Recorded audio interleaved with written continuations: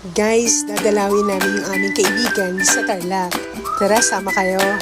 At ito pala yung mga kasama ko ng mga bigatin.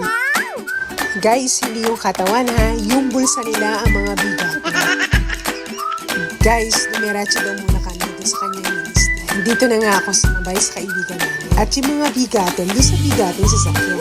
Siya nga pala si May, yung pinuntahan namin sa Tarlac. Simple lang yan, pero bigatin din yan. Ayun sila sa likod, nakasunod. Guys, nandito na nga tayo sa Lord Almighty Worship Center, kung saan ang aming kaibigan ang siyang founder. Nakita niyo naman, napakasimpleng tao. Pero ang daming natutulungan ng mga bata. At guys, nandito na nga yung tatlo, kaya papasok na tayo. Guys, pagpasok nga namin, ay dinati na kami ng mga bata. Ang pakilala naman kasi mga asawa ng congressman, o diba? Siyempre, biro niya lang yun.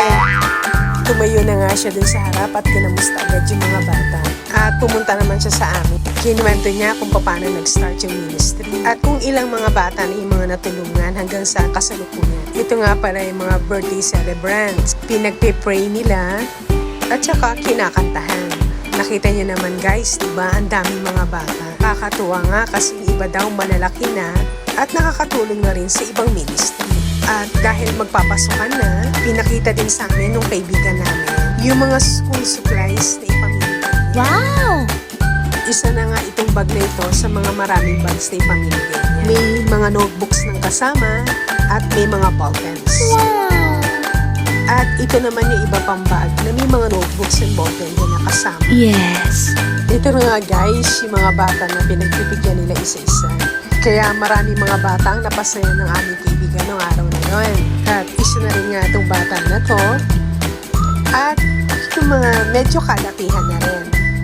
At after nga dito, ay pupunta naman tayo doon sa kanyang bodega ng mga chichirya.